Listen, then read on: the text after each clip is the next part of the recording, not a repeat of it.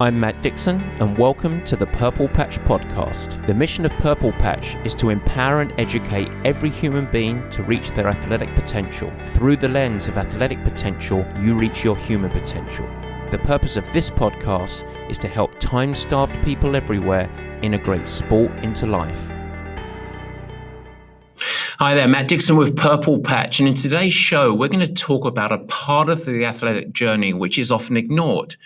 And I think a big part of that is that this performance journey that we go on is really complex. There's so much to think about. Just think about all of the subjects that we could talk about under the banner of endurance training, strength and conditioning, nutrition, recovery, sleep, and the world goes on. And so how do you gain focus? How do you get to really build around the boulders rather than get distracted by the sand? Well, one of the tools that we use at Purple Patch is Insight Tracker, because by taking a look inside at your biometrics, as well as combining with the advice and counsel from the team of experts Insight Tracker, you get to focus on the components that are going to yield performance for you. It's one of the tools that we leverage for our more elite athletes, as well as our very busy time-starved athletes. And guess what? You can too. You don't even need to be a Purple Patch athlete. In fact, if you want to get involved, all you need to do is head to insidetracker.com/purplepatch. That's insidetracker.com/purplepatch. And we even have a sneaky code for you. It's Purple Patch Pro 20. Purple Patch Pro 20. That's going to get you 20% off everything at the store. And I think that's a rather good deal. All right, enjoy today's show. I promise you, it's a cracker. Let's go with it, Barry.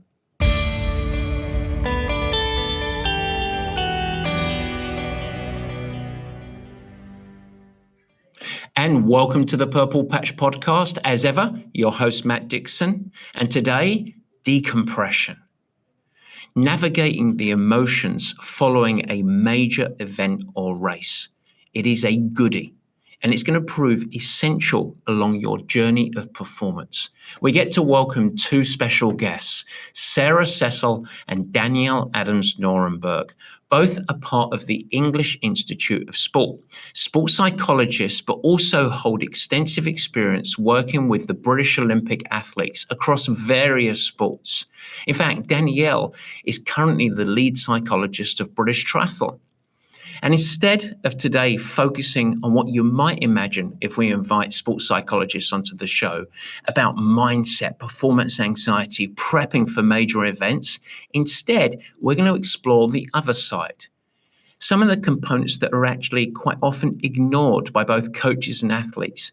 It's all about post-event decompression and assessment. The good news is in today's show, you don't need to be an Olympic athlete in order for you to benefit. You don't need to coach Olympic athletes. All you need to do is have an interest in becoming a better version of yourself and building the fabric of a performance journey. That word is really, really important. Over this course of the discussion, we discussed Danielle and Sarah's work with world-class athletes. We also go into the essential need to put in rigor and process around the post-event experience, not just preparing for an event. We have a breakdown of their model of decompression going step by step. And ultimately, the result of all of this is a highly accessible and valuable discussion for all.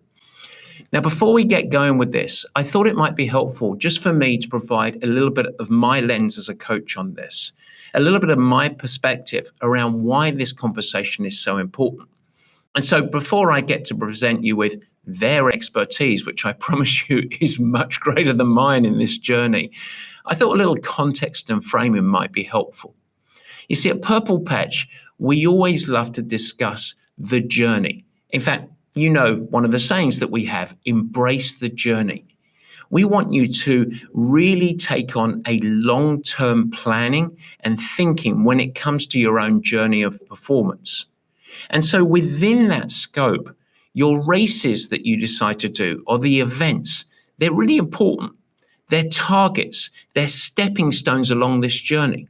And they enable you to have very succinct goals. It's a chance for you to actually chart your progression, your improvement. And of course, there is the joy, pride, and satisfaction when you really get a sense of accomplishment, when you achieve the goals that you set up around those races. But still, more importantly, the purpose driving it is your journey. And so these races still ultimately just act as stepping stones. When you cross a finish line, it isn't the end of your performance journey. And so with this context, there is so much education out there, and in fact, so much obsession by athletes and coaches around the lead into events. How do we set up training, the planning for it, the mindset, the tactics? But so many coaches and athletes, unfortunately, ignore what happens following. And post-event is a really important part of the overall process. In fact, just think about how you feel when you finish a major target or event. There is normally a swirl of emotions, sometimes good, sometimes bad. There's also a desire to analyze, to find answers. What went wrong? What was great? So that you can apply those lessons to future events and training. And of course, there's a real need for you to process and ultimately put the emotions and the experience to bed so that you can get on with future goals. All of this requires a continual re-engagement with the journey. And that's trickier than it might seem. In fact, it's no accident that post big events, a lot of athletes become distracted, almost sometimes get the blues. In fact, there's a whole thing around post-Olympic blues. Win, lose, or draw, there is a real championship distraction that occurs afterwards. And guess what? Our guests today, Danielle and Sarah, they set out to try and fix this. The result of it was the development of a model, and this is central to our discussion today. And the good news about this is that the model is highly accessible, really simple, and it is applicable to you. In fact, it goes well beyond just sport. You can take this model, and it's not very tough to join the dots of how you might leverage this model across broader life and even, of course, in the work setting. So I think you're going to love today's show. That's just my perspective. And just before we get going, I do want to tell you one thing that we have around an upcoming educational opportunity beyond this show. It's on February the 15th, and so I just want to insert here quickly a little episode of Matt's Musings.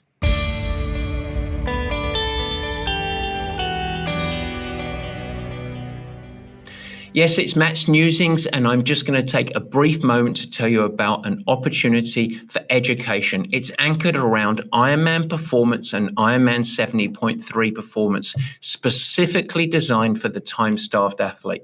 Now, I think most of you guys know, but we've got pretty good expertise of how to amplify Ironman and Ironman 70.3 performance while navigating a time-starved life. In fact, a lot of this show discusses just that. But I thought it would be really interesting and helpful for you guys to get really applicable. So on February the 15th, I'm going to reveal the whole methodology and some of the supporting habits so that you can be successful, so that you can ultimately become your personal best, whatever that means for you. And so you might be thinking about taking on a half Ironman challenge or an Ironman challenge, but we don't want this to become a monkey on your back. I don't want this sport and the training for these events to become a second job. We're already busy enough. And so how do you integrate this sport into life and still get the results that you want? And I want to be very clear. This isn't about finding balance, doing less. In fact, I find that whole phrase, less is more, rather abhorrent. This is about leaning in and leveraging a really smart and pragmatic approach so that you get more, you achieve more, you show up and you can nail a PR or you cross the finish line and be thriving. That's the quest. And over the course of this webinar, I'm going to try and provide a really strategic plan for you that you can go on and apply in your own life. It's on February the 15th. It's at 5 p.m. Pacific. But the good news is that if you can't attend live, we have a lot of folks across time zones that listen to the show. Feel free to register and we'll send you a recording. Of course, those folks that do attend live, you're going to get to ask me any question that you'd like about your own journey. It's a great opportunity. And always, it's going to be a lot of fun. And so we're going to leave the link to register in the show notes. You must register to get the recording or attend live. And it's very, very simple. You can also reach out to us to info@purplepatchfitness.com if you want any other information or if you have any questions. But Barry, I think that's it for Matt's Musings. Now we get to, invite Sarah and Danielle. I think you're going to enjoy it, folks. This is a great one. And so, without further ado, I give you the meat and potatoes.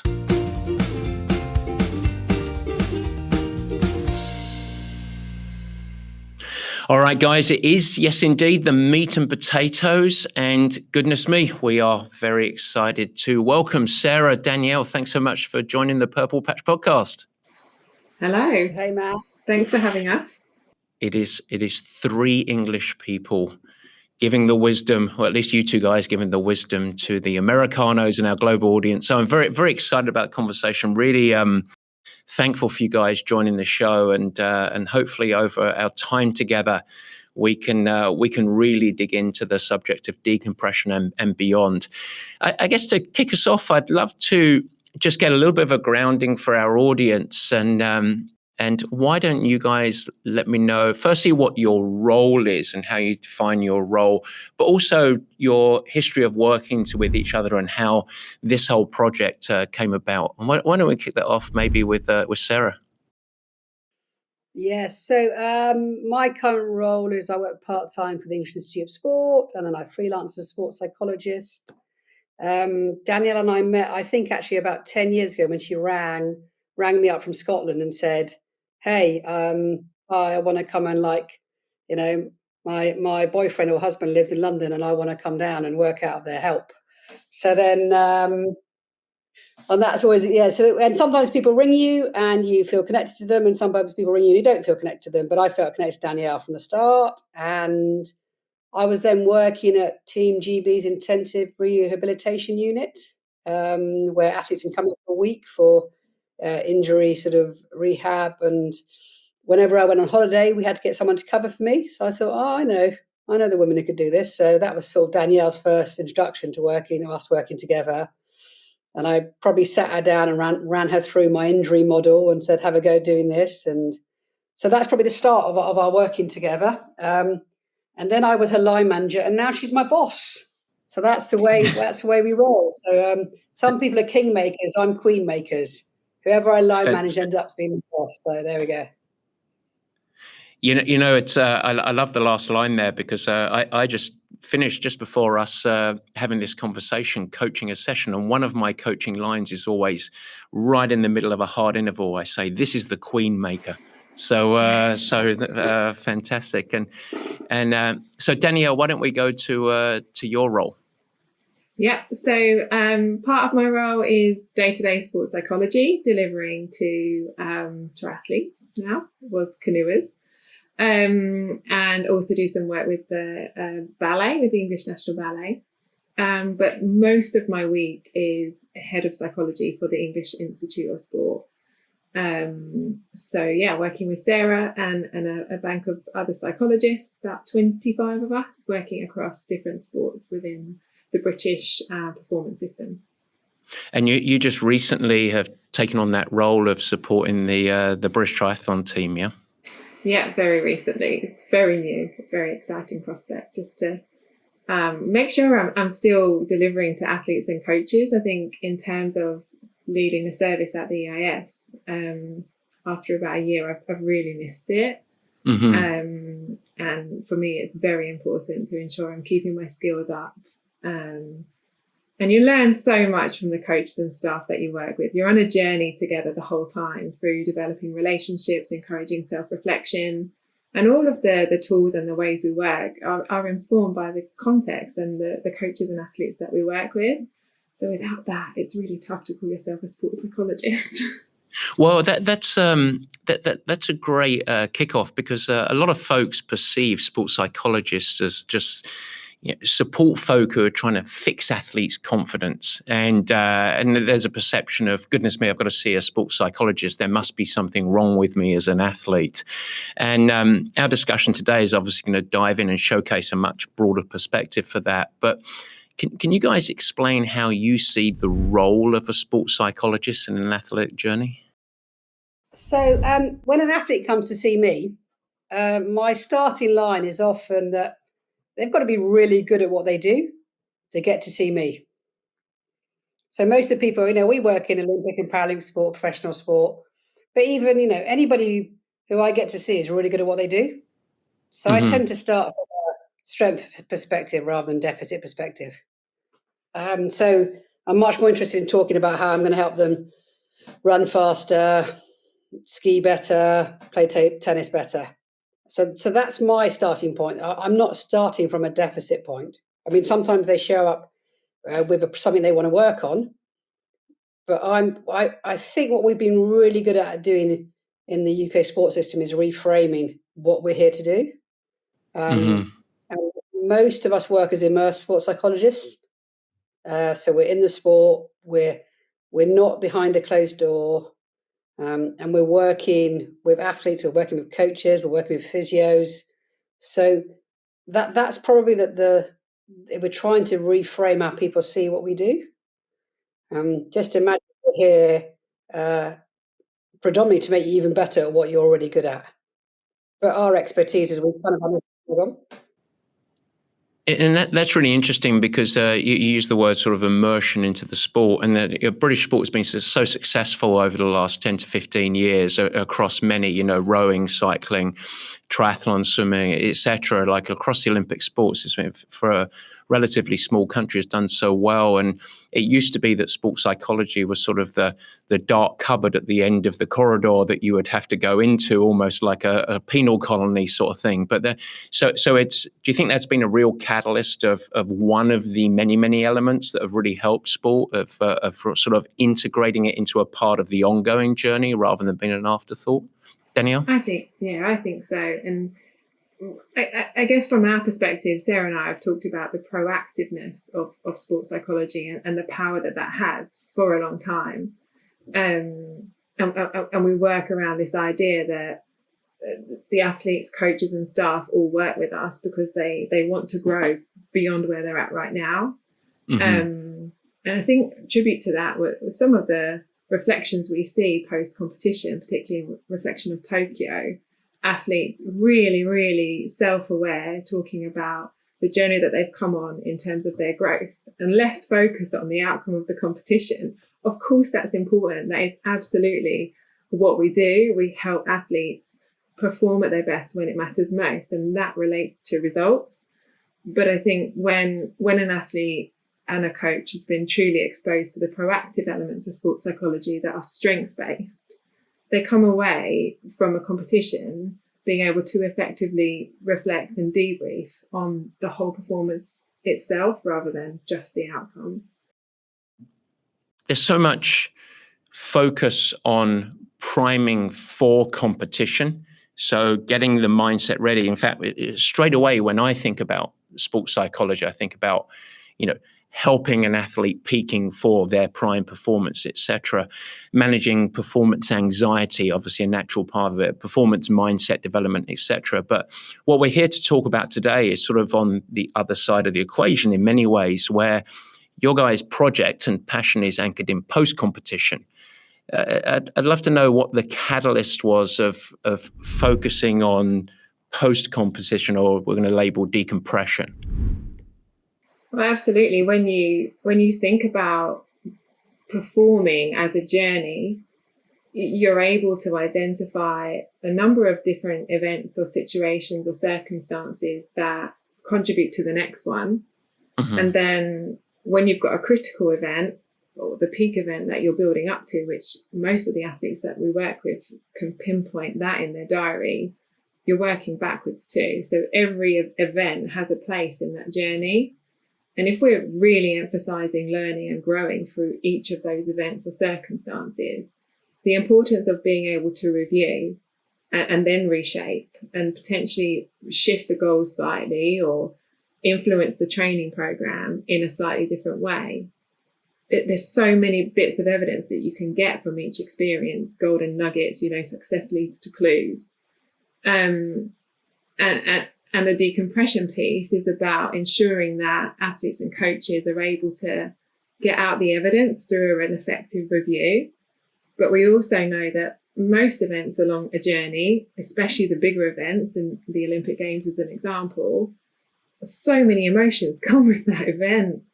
And what we wanted to assist people to do is to make sense of those emotions so that the details and the evidence and the golden nuggets that come from success, and of course the learnings that come from not being so successful, then they can truly be learned without being blinkered or shifted by any kind of emotions that were still lingering. Sarah, what would you add? Well, I'd say some like our skills as sports psychologists is to help people grow and develop, but we're also good at being sense makers, because we're trained to have different situations, and we're trained to help people manage their emotions, understand their thinking, understand how their brain functions. Throughout our support of athletes, we're helping them make sense of training, we're helping them make sense of competition. So we have to help them make sense of the biggest competition, because they've got to have a clear, like, I don't need to tell you this as a coach, but they've got to have a clear hypothesis to understand how they're going to improve. Like, if they hit their target, how they go again. If they didn't hit their target, what needs to change. And to do that, you've got to be able to do that without being contaminated by emotion. And I think, so our driver for this is, I've been involved in Olympic sport since 2002. And I don't really want anybody else to have the post-Olympic blues a year later. I want athletes and staff to move on in a really healthy way, because what we do is super exciting. What we're involved with is a great thing to be involved in life, whether you're a support staff or an athlete. So we want everybody to go, have an experience, make sense of it. And if they want to, go again, but not a year, 2 years post it, still be stuck, stuck in our context currently in Tokyo. So we're kind of saying, if people are still referring to Tokyo, we go, whoa, we need to move on from that.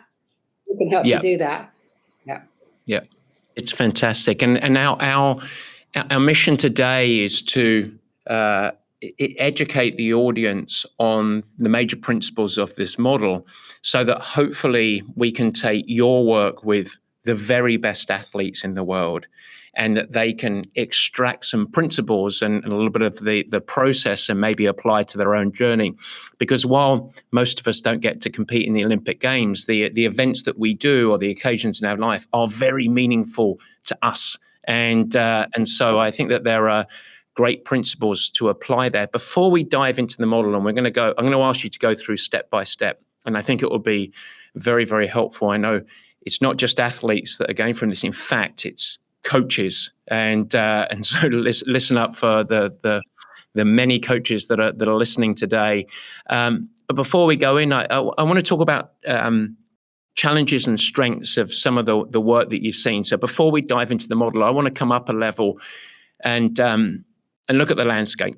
And I would say through observation, through experience, that most coaches don't seem to have a template or a specific process to go through post-event. So there's such a focus on leading in, charging in, and then at finish, and there's the ashes of good or bad, both very strong emotions.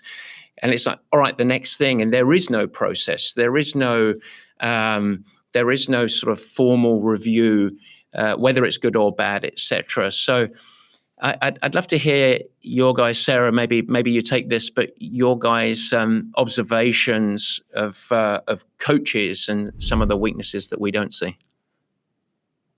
Yeah, I mean, I think it's coaches, but it's most human beings. It's like, we'd much rather think about what's next rather than really unpicking what's just happened. So I think it's like we're not skilled or educated in that. That's not part of how we've been taught or grown as human beings.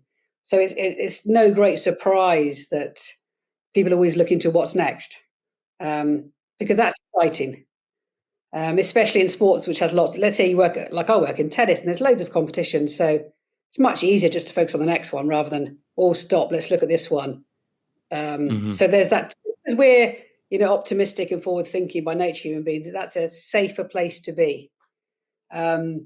So yeah, I mean, I've worked with some amazing coaches, and I'd say like the really amazing ones are the ones who've got that arena skills, isn't it? Who just know in the moment how to get someone ready. But yeah, they probably haven't invested as much time, and they don't get as much reward for debrief. So, you don't see any great quotes from coaches about that was an amazing debrief. It's all about, the inspirational stuff that they said before me, that one thing which changed, or that dressing room talk. So, it's not something that's promoted as a skill to have. And also I think it's often framed in very probably theoretical, scientific, here's a reflection model. And most, most of us might switch off of the word reflection. Whereas if you're going to say we're going to quickly make sense of it so you can move forward with what's important and have a clear hypothesis and stop you going down lots of rabbit holes, that's probably a bit more interesting for people to consider. So I think it's probably where it's come from, how it's been framed.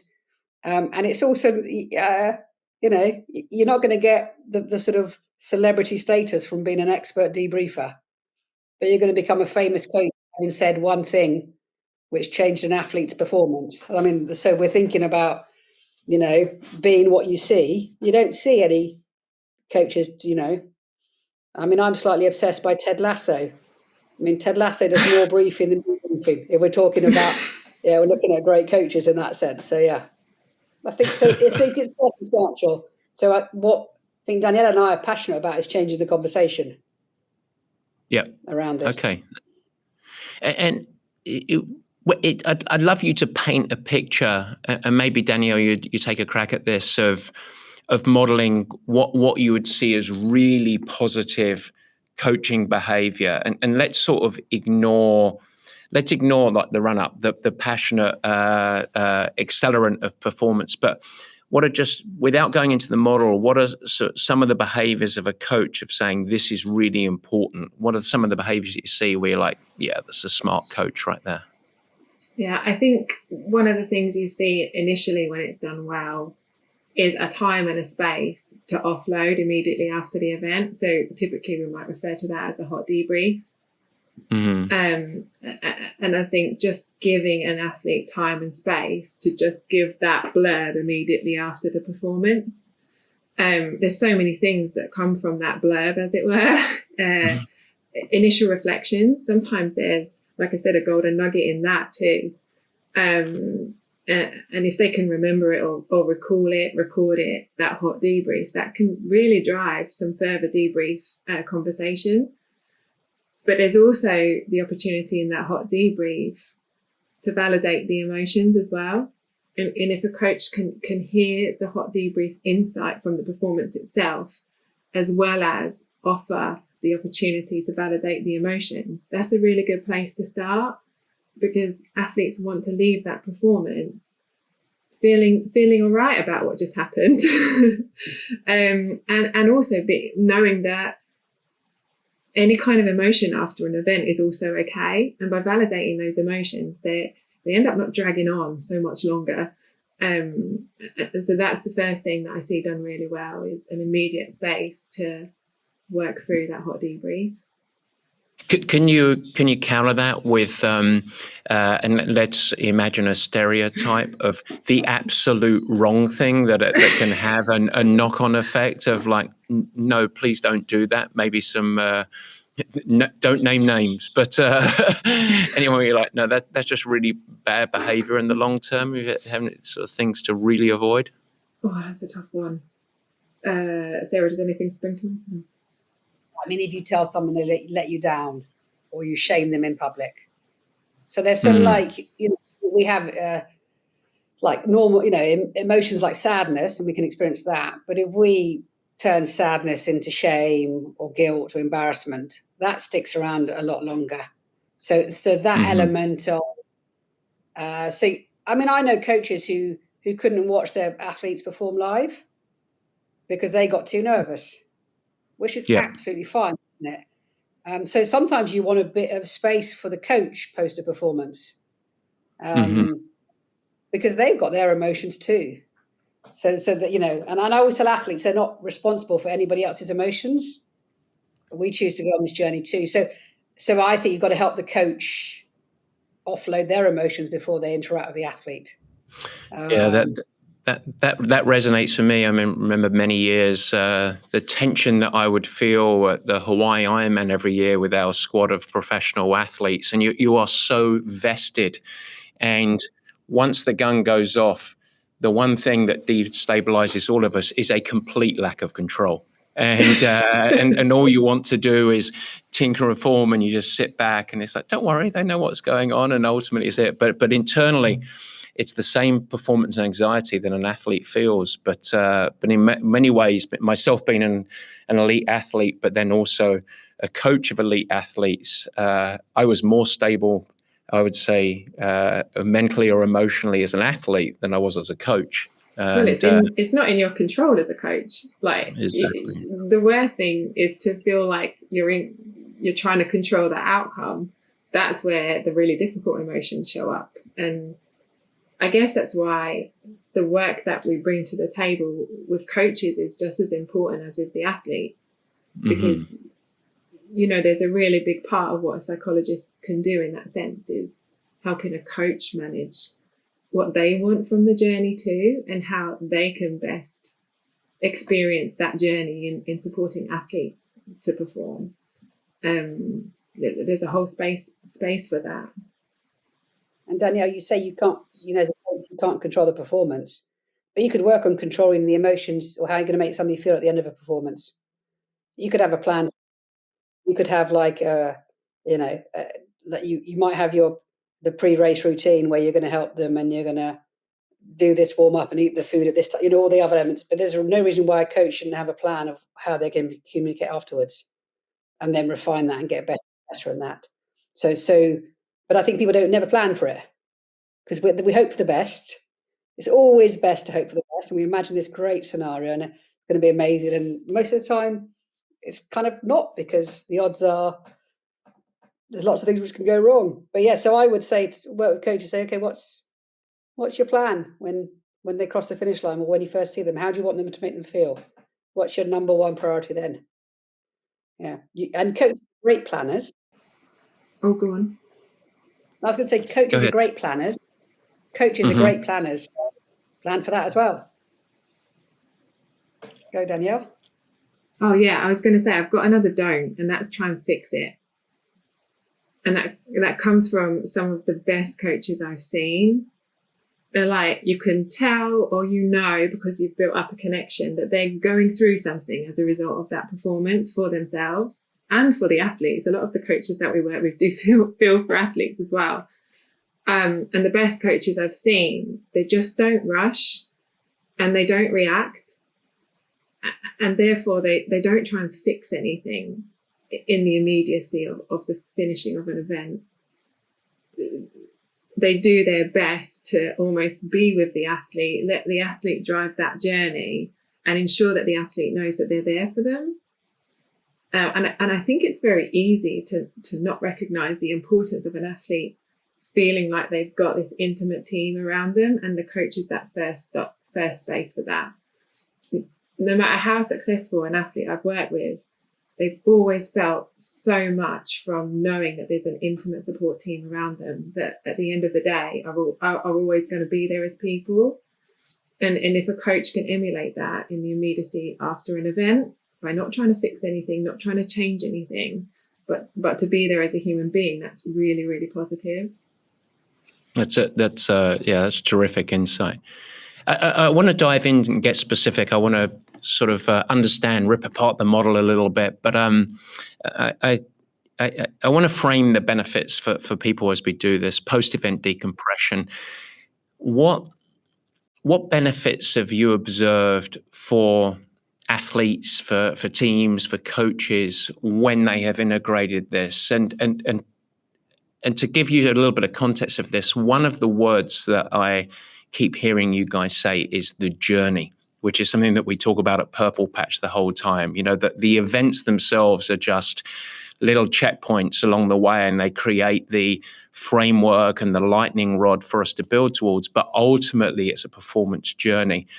And so as a part of that, as athletes go on their journey, what benefits do you observe? What's the cell, like the ABC of like, this is what you yield from adopting something like this? Sarah, you can lead us off if you'd like. Yeah, so kind of like our catchphrase is, you've got to process the emotions that surround performance. That's like a catchphrase. So imagine that's a really important thing to do, so that you can go again and not get stuck in the moment. And by doing this process, you're going to identify your strengths, and what's also going to become really clear by the end of it is why you choose whatever you're going to do next. And I guess the example again, I work with a team, and it's looking more at the staff. Of the 7 who went to the games, 6 said they didn't enjoy it. Only 1 enjoyed it. At the end of the decompression session, all 7 were really clear on what their strengths were and why they were choosing to carry on this journey for lots of different reasons. So it's that's really fascinating. So from an athlete perspective, I think them and their coach debrief to understand the performance and how to go again, and we make sure the emotion doesn't contaminate that debrief. So ideally, you want to do what we do before you have your more formal, like, coaching debrief of an athlete.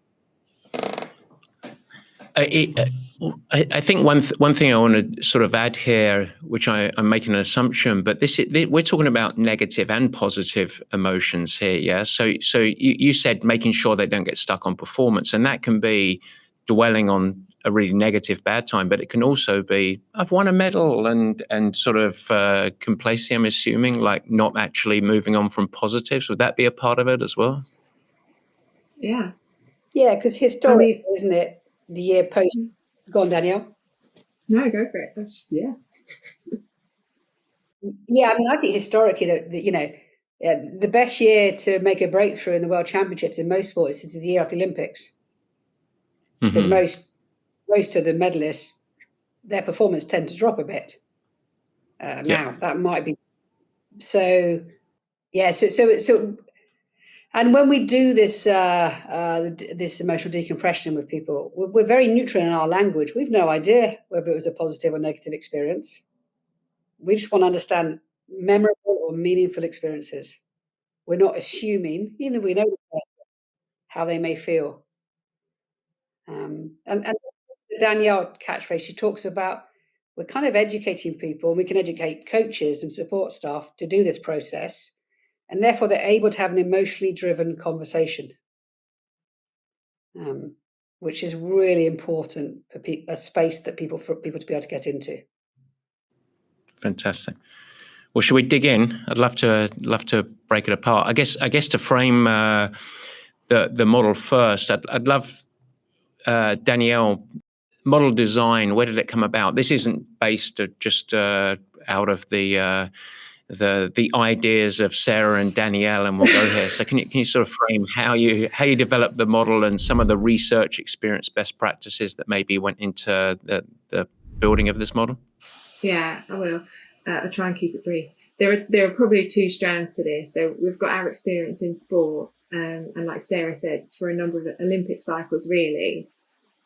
For me personally, I felt quite frustrated with the reviews that sometimes happen, in that you'll be ready to go and review a performance with an athlete and coach, and just emotions are clouding the review, and what an athlete is getting out of and learning from their performance.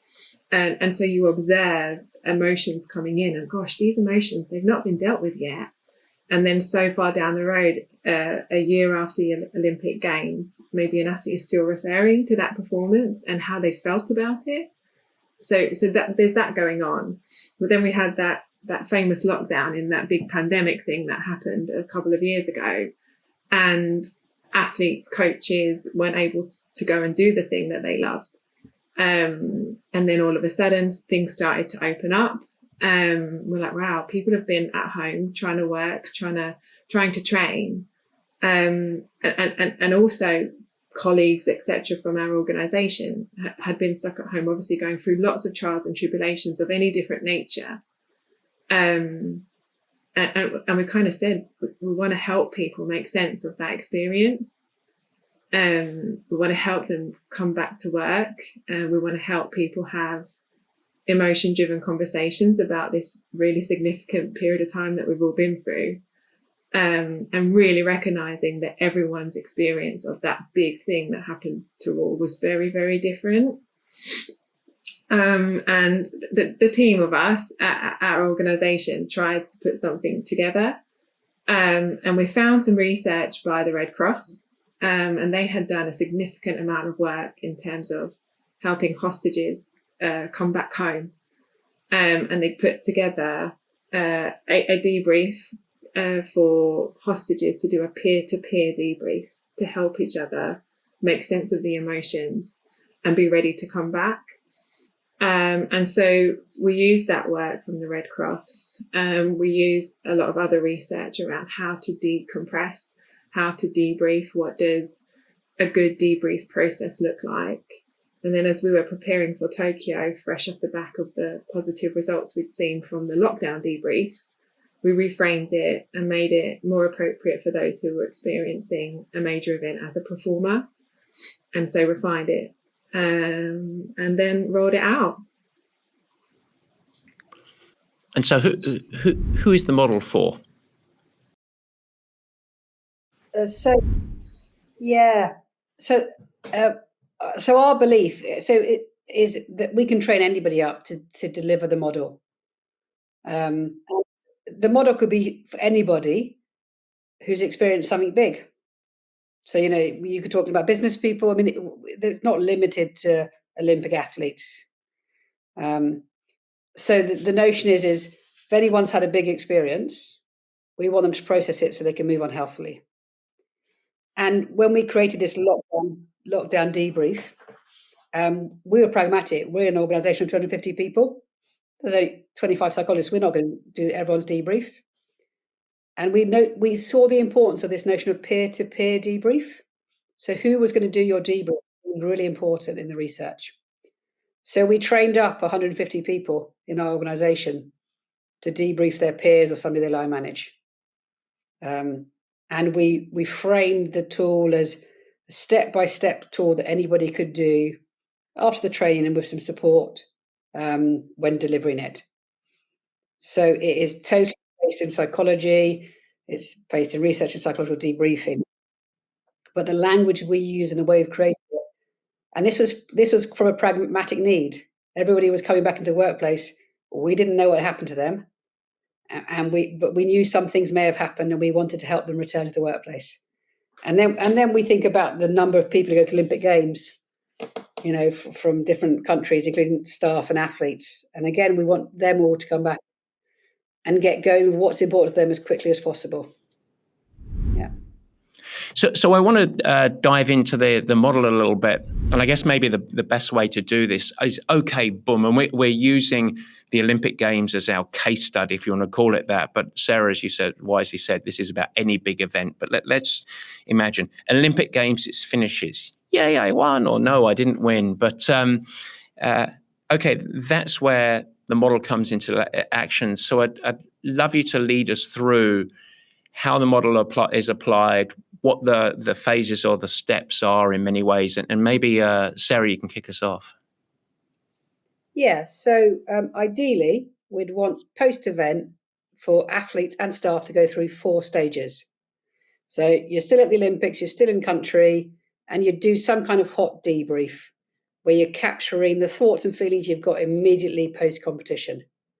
Then you get on your flight, you go home, and everybody would have some time off usually. And we'd call that like time 0. So that's stage 2. And in time 0, we want you to kind of settle back into your world. We'll explain a bit more about time 0 in a bit. And then stage 3 is this: you've got to process the emotion that surrounds performance. And this is this 6-step process we've spoken through. You would do with someone who's trained up in our tool. once you've done that, so you've slowed down a bit, then you can go do your traditional performance debrief or review, coach an athlete, where you're going to unpick what's happened and figure out what to do next. So what we've seen is people always do stage 1, this hot debrief, capturing stuff immediately afterwards. We see them do the performance debrief. Historically, have not done stages 2 and 3. And that's what we want to encourage people to do. Is that pollution? So let's dig into it a little bit. The hot debrief immediately post-event, celebrations, commiserations, whatever, but there's some form of quick review, often with your coach if they're live there or whatever it might be. And that's pretty simple to understand. I don't think that there's a coach athlete or an athlete alive that doesn't get across the finish line and debrief, even if they're debriefing to themselves. So I think we can pass on that. Then it's travel home and time zero, as you labeled it. So for how long is that? I know it's fluid. How long does that sort of time zero last, and what's the process there? Well, you're right. It's like, how long is a piece of string? Although based on the conversations we have had and the research we've done, really, we think about 2 weeks is probably a nice period of time. It's not always feasible by any stretch of the imagination. And so it's not a stipulation. It's like, you know what, if you can take a break, brilliant, do it. And if you can do it for 2 weeks, even better. And advising people within that period of time, like, to do 3 things: engage in the present, ride the waves of emotions, don't fix them, don't try to change them, embrace them, and connect with friends and family. Both Sarah and I work from an acceptance commitment therapy perspective, and we really used the theories in acceptance commitment therapy to put that piece together around time zero. So there's a bit of mindfulness in there, try not to fix. There's a lot of acceptance. So we think, keep it simple, just give people 3 things to help them through that period of time when emotions are pretty much all over the place. Yes, you have all of these emotions, and the natural tendency for so many athletes is to try and fix things that or understand what went wrong, or look for solutions, or plan for the future. It's like, okay, what am I doing next year? Yeah, so it's the big call to action here is, don't do that. Is that accurate? Just be in the present and feel the emotions, and then connect with. You said friends and family. What do you mean by that? Well, be curious about them. Go on, Sarah. Yeah, so there are 3 like headlines we're giving people so they can plan this time well. Mm-hmm. So we're going to say, we don't know what's best for you, but you've got to do things which help you be present. We don't try and fix the emotions, and then reconnect as a way to recharge. Now, that might be spending time with lots of family members. It might be 1 or 2 or friends. But so the guidelines so people can plan this time well. So again, we're coming back to this. You've got to plan your time well post as well as pre. The family and friends bit. Yeah, and the family and friends bit is because everyone is more interested in you because you've been away doing this fun thing, amazing thing, and you've been on TV and all that stuff. But some of the most grounding stuff is reconnecting with if you've a family member, with your children. And so this is all about grounding you in your actual present day reality, rather than still being stuck at the Olympic Games. And there's recent research, isn't there, on depression, that actually doing something for somebody else has a bigger impact on depressive symptoms than therapy. So that's why we're saying just follow it, and it's not about you, and see what happens there. And some of this guidance actually has come from people I work with and who were in the SAS. And when they came back from being on tour, one of them said, I just did whatever my family member wanted them to do because it wasn't about me. We know this is a habit for people to do. But the way things are set up, it's still all about you, because you're the one who's come back with all the Olympic kit and everyone wants to know about it and what was it really like and all that stuff. So we're saying, no, ask them about their work or their school, or, their life is as valid and interesting as yours, because we know that's a really healthy thing for people to do. Yeah, So exactly. So that's the thinking behind it. And it's grounding is the word, isn't it? And perspective as well, where it's because tunnel vision occurs with any event. In fact, even if it's not Olympic Games, it can be just me getting ready for my marathon I've never run and I want to just cross the finish line. But everyone can resonate. It can become all-consuming, and family starts to take second place for work. Don't worry about that. And then it finishes, and you feel like the rug has been pulled from under your feet. So this is maybe an essential phase to say, hang on, welcome back to the real world, and which is going to carry on. And I guess so I can imagine how that becomes a real grounding process. And again, underlining, this is an essential part of the process to go through before you start trying to super analyze or fix anything that went wrong over that experience that's just occurred. Yeah.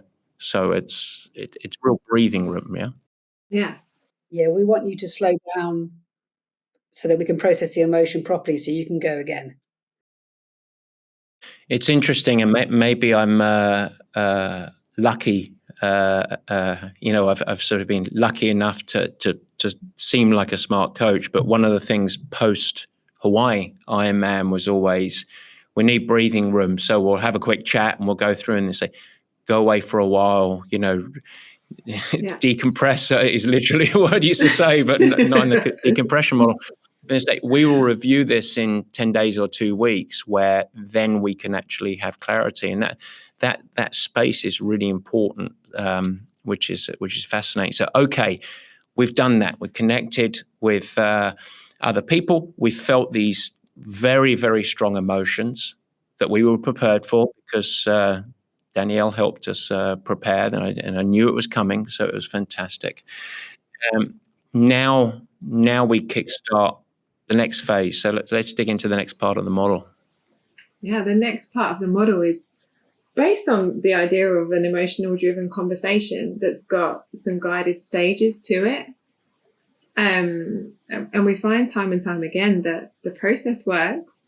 So these 6 stages are relatively prescriptive in nature, actually, but in the sense of providing a structure for someone who is almost guiding someone through the journey of decompressing making sense of their emotions.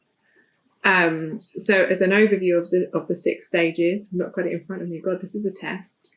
I'll just run through the 6 of them to start with, and if we want to go into any more detail, we can. Sarah, please do intervene.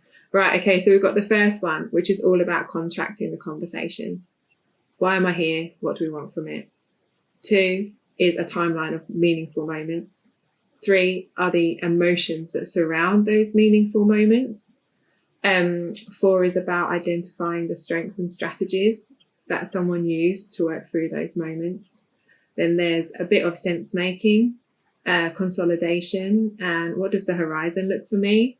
And then stage 6 is wrapping up and debriefing. I did it.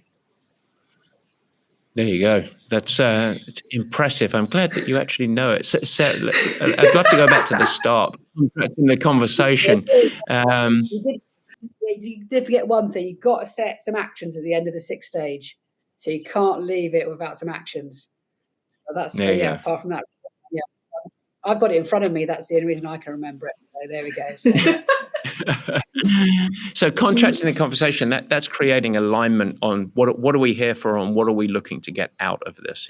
Yeah, and I really love this stage because it's one of the fundamental tools for a sports psychologist, and one thing that makes psychology feasible. So psychology brings this idea of contracting your conversations and giving permission to ask questions and to engage in such a conversation. There's actually a vulnerable place to be. And so you're really naming that up front. We want this to be a really open conversation, because otherwise we can't debrief your emotions. So you set the platform and you create permissions for that conversation to be of that nature. And you also decide together, like you said, what do you want from this and how we're going to get there. And in some of the conversations or decompression sessions that we've had, there's also a confidentiality element to it. So who might we share this with, if anyone, afterwards? Or this stays between us two, and any sharing is based on the recipient. So I think there are 3 real fundamental pieces to that contracting, about permissions, confidentiality, and what are we here for.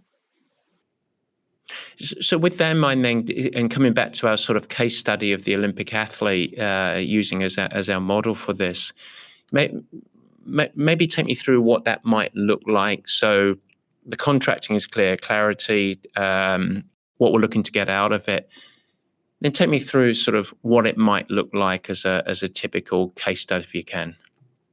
Sarah, why don't you lead me through that? As in how you'd have a contracting conversation, or no, like take me through the process of as a case study, a little bit of, we've got an Olympic athlete, they've had the experience, they've had a hot debrief, time 0 has occurred. Now we're going through this, they've had a tough time, it's the pinnacle of 4 years of work. Okay, so how does this conversation flow? And I'd love to go through the stages. Yeah, so one of the things we'd do beforehand is send the 6 stages across and say, this is what it's going to look like before. So they kind of know what they're coming to. And then I'd probably say, look, this will last about 90 minutes. It's about you. You can talk about whatever you want. There will be some structure. If we end up going down avenues you don't like, just let me know. But we're going to work through the 6 stages, and so we're going to be contracting, and then we say, okay, so, and contracting is often about making the implicit explicit. So I'm going to tell you what we're going to do today, in that sense. And then you kind of agree, and then you say, right, sure, let's get into the next stage. And this stage, we're really going to do a timeline of their meaningful moments. Because you want to understand their experience, and the importance of doing the timeline is they'll remember things that they've forgotten, because we know the recency bias will be important. They'll remember the last stuff or things like that. And so this is about, Danielle spoke about golden nuggets or gems, or we want everything to come up in that sense. And lots of different ways of doing a timeline. You can get a flip chart, you can write it on. What I tend to do with the athletes is, because this is 90 minutes about you, I'm going to make notes. You don't have to. I'm going to be writing furiously. You don't need to do anything, but I'm going to be writing down, right.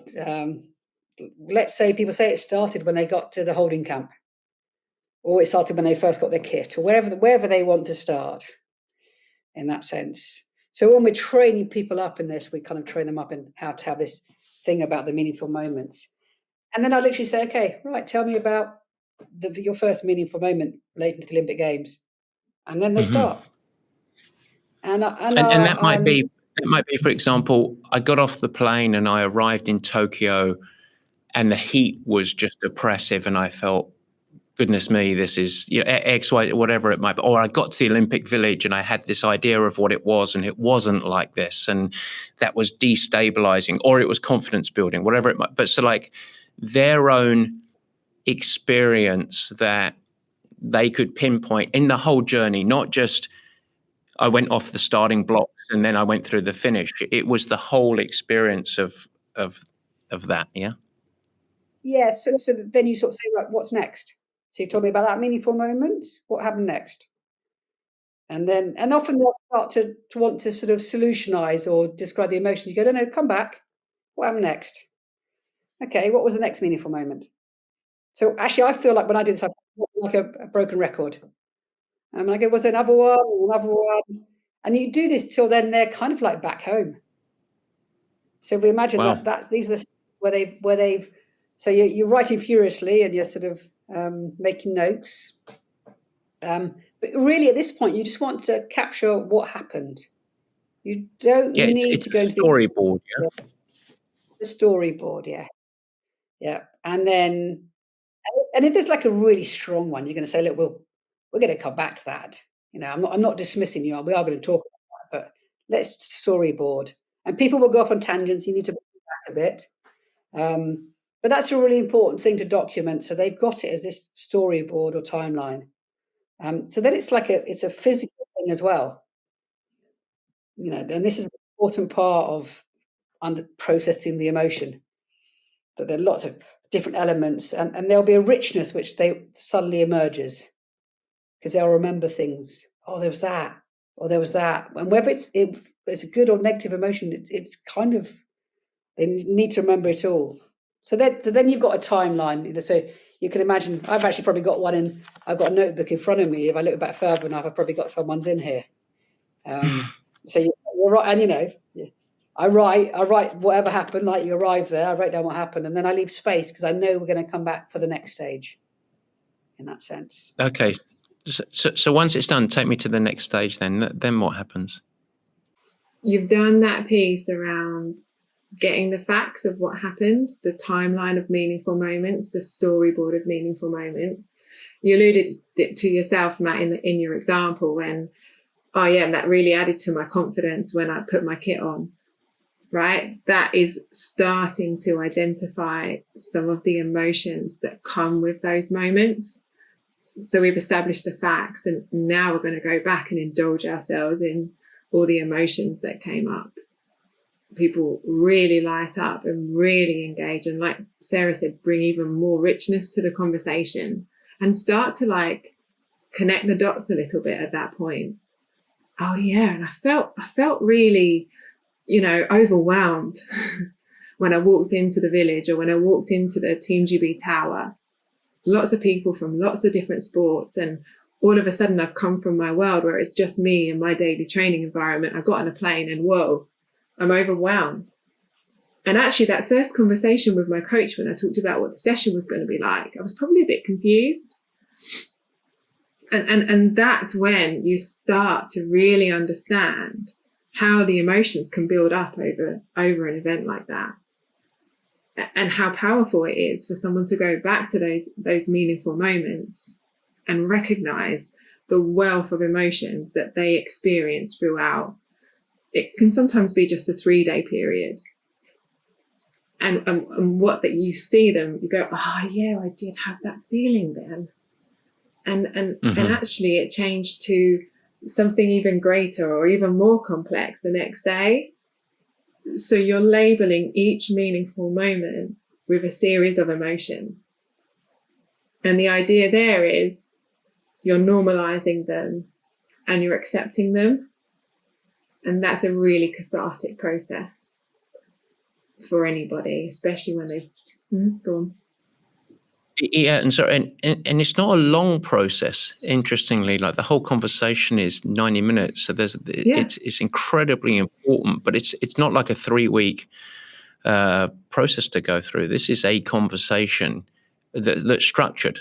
That's making sure that it's not just emotional, but it's actually and helping reflection and also a picture of moments that are connected with emotions to say, okay, it's accepted. So how then does it move to action and on from there? So I feel like we're starting to emerge out of the model a little bit and moving on. Maybe I'm rushing it too much, you guys. No, stay. Yeah, we're only on stage 3, and there's 3 more stages. So the first 3 are kind of reflecting on the past, and all you're doing is gathering data. Yeah, you're not solving anything. You're not rescuing anybody. You're gathering data for the first 3 stages. And then stage 4, you kind of want to understand what strengths they utilize or skills for situations which were positive or challenging.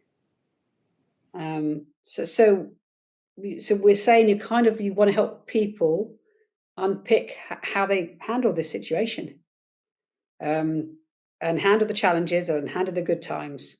So what this stage is really about is you're kind of a mixture of a sort of investigative journalist and a spin doctor, because you're getting people to understand what their strengths are. So we're now starting to, shift towards the future a bit. And this is a really lovely stage to do, because whatever the experience, they will have utilized their strengths, but they won't have noticed it, probably. They won't have noticed it. They won't have named them. They won't have had great insight into how they utilize their skills. So that's this section where you're going to say, okay, let's pick out a moment and let me know how you coped. What did you do? Now, this is the first stage that you're allowed to tell people things. Before that, you're just gathering data and facts. At this stage, you can say, well, I kind of, I noticed this in you. Sounds like you're really resilient. Yeah. How do you do that? And obviously, British people find that a very hard question to answer. They're not very, based. So other audiences may find it easier to do. So what you're trying really naming their strengths. We know, like, people have got this whole sort of arsenal of strengths, and we really know that success leaves lots of clues, so we need to find them. So when we say as sports psychologists, we're really good sense makers, we're really good at it. We're really good at highlighting people's strengths and skills.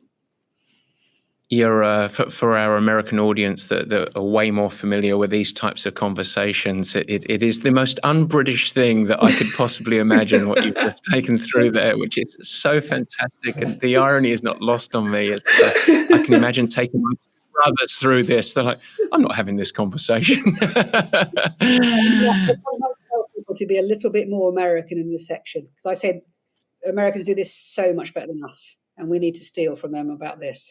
So for an American audience, so that's kind of the fourth stage. So you imagine then, and again, I'm writing things furiously down. I'm writing down what their strengths are and what skills they utilised, and we're developing this kind of. I'm not making it up. It's what they did. So it's based in facts. I'm not just saying you're amazing. And that's really important, because when you come back from the game, especially if you've won a medal, people put you on a pedestal. Yeah. It's really important you find a way to tell your authentic own story, not what other people are going to say about you. Yeah. So that's a really important part. So that's stage 4. Are you ready for stage 5? Let's go. Let's go right in. Let's finish it. 5 and 6 for us to close out the conversation. Well, like after the spin doctor piece, and you've taken someone through identifying their strengths, there's a real natural shift then to go, okay, so what does that mean for you now? And we often say that the critical question is, what's on the horizon for you?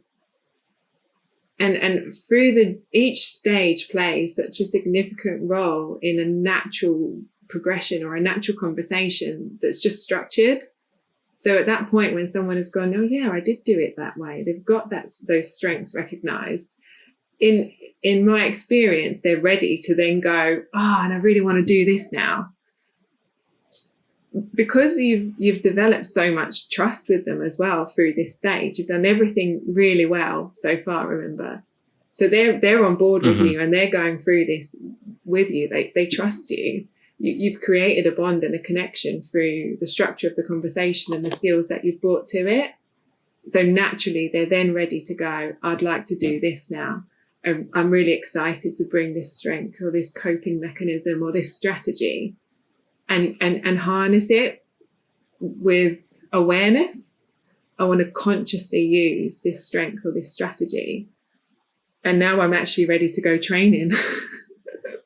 And you're just like, okay, wait, we'll just do the review first. But actually, more often than not, with the athletes that I've done this with, they've gone from a point of confusion and then come through this conversation, through these stages, and they're now on stage 5 and they're ready to go training. And you can really engage in this stage with them by helping them shape what does that next stage actually look like.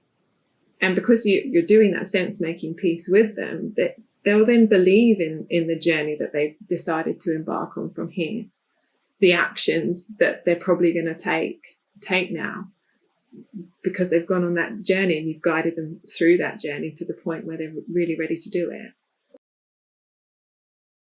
It's the re-engagement side and the application of the lessons that you drew, for good or bad, to put into action as you engage again. That's amazing. Go ahead, Sarah, because I remember you said earlier in the conversation, remember the action plan out of that. So yes, by the end of section 5, you've probably got some clarity on your current why. And so we might do a bit of summary around that. And then the really important thing is to set 1, 2 or 3 goals. So bearing in mind what we've discussed today, what 2 or 3 things you're going to go away and do. They don't have to be big things. Because, they're now in a place where they're ready for action. They're ready to go and do a really good debrief, really unpick with their coach exactly, good, bad, what do we now know? But they've got to have some clear actions to guide. And that's from all the research on debriefing. You've got to have some goals because you've got to start this planning again. And I'm assuming the goals, would I be right in saying that the goal is not like, I want to go and win a world championship gold the next year? Is it more goals of actions that so this is something that I am going to integrate, or whatever it might be, as an action plan? Give me something tangible on what you mean by goal there, because it can mean different things to different people. A goal might be to go and share this story with different people. That might be a really important thing to do. Right. So one of the goals is that often comes out of this, I'm going to share this with a few people, family members, coaches. So that might be a goal. Or actually, I've got some insight that it's really important for me to have fun along the way. So that's going to be a goal that I'm going to like not to take this all too seriously, perhaps. Or it's a goal that actually I need to have more emotional conversations with my coach. So there could be a real variety which have come out, because they'll have got some insight into what they need for their balance, what their motivation. It might be I'm going to go out to dinner. Coaches might say I'm going to go out to dinner with my wife more often. That's fine. There's got to be some action. Some will be related to sports, some may not be. And both are fine because they're driven from insight. But they're not right. That's it. I've got to go and, win Kona next year. That's not the purpose of this. The purpose is right. Actually, I need to, it tends to be, from my perspective, the ones I've done a lot of, actually, there's lots of people I want to now share this story with. I've got a way to describe my experience. One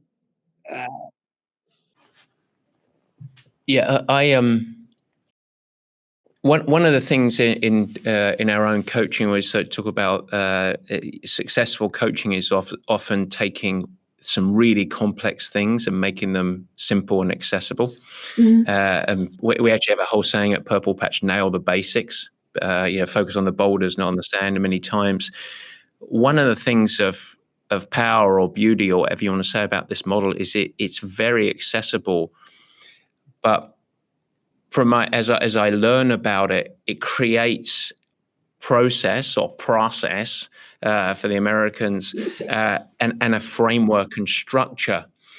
Because actually, like our experience in the pandemic, one of the challenges was it was just destabilizing. Like, we had no tent pegs. It was just like this storm. And so it was such a process for people to get to even some form of structure, which is a parallel experience of post-event. It's just so many emotions. And I think what you've created is a really, really simple and accessible structure, and a little bit of discipline around this is how you do it so that you can move forward. And that's the real power. Like, coming out of this conversation, this, even without being trained in it yet, I should point out, because I will be, but I can see an evolution of just a bit of patience and an organization that can occur with a structure. So it's fantastic. So firstly, thank you and congratulations, because I think it's really, really powerful. And you're shifting the British culture as you do it as well, which is even better. More strengths. Thank you, Matt. Thanks for having us. No, fantastic. Well, I hope, and in the show notes, of course, we're going to have a lot of information about the model. We'll share what the model looks like so that you can review it, and we'll also reach out. Is there anywhere that the audience you'd like to send them to learn more, if they can follow you on the social medias? I know that you're heavy influencer. Anything along those lines, or? We can send you I've got mine's called my professional, it's smurf.psych if you want to follow me. And actually I do talk about decompression on there a bit as well. So there's a little bit of like stuff about when a good time is for different people to do it. Good stuff. And Danielle, would you like people to follow you along your journey at all? Well, yeah, I am. I do have a Twitter handle, although I'm not as active as perhaps I should be. There will definitely be appropriate updates on decompression when major events come up. And there's lots of resources on both of our Twitter handles in terms of decompression. So yeah, definitely keep an eye out for updates on that. Fantastic. Well, guys, thank you so much, and really appreciate it. I know you've been very, very generous with your time, and it's been a lot of fun, but more importantly, it's been really insightful. So thanks so much for joining the show. Thank you. Thank you, Matt. Guys, thanks so much for joining, and thank you for listening. I hope that you enjoyed the new format. You can never miss an episode by simply subscribing. Head to the Purple Patch channel of YouTube, and you will find it there, and you could subscribe. Of course, I'd like to ask you, if you will subscribe, also share it with your friends, and it's really helpful if you leave a nice positive review in the comments. Now, any questions that you have, let me know. Feel free to add a comment, and I will try my best to respond and support you on your performance journey. And in fact, as we commence this video podcast experience, if you have any feedback at all, as mentioned earlier in the show, we would love your help in helping us to improve. Simply email us at info@purplepatchfitness.com or leave it in the comments of the show at the Purple Patch page, and we will get you dialed in. We'd love constructive feedback. We are in a growth mindset, as we like to call it. And so feel free to share with your friends. But as I said, let's build this together. Let's make it something special. It's really fun. We're really trying hard to make it a special experience, and we want to welcome you into the Purple Patch community. With that, I hope you have a great week. Stay healthy, have fun, keep smiling, doing whatever you do. Take care.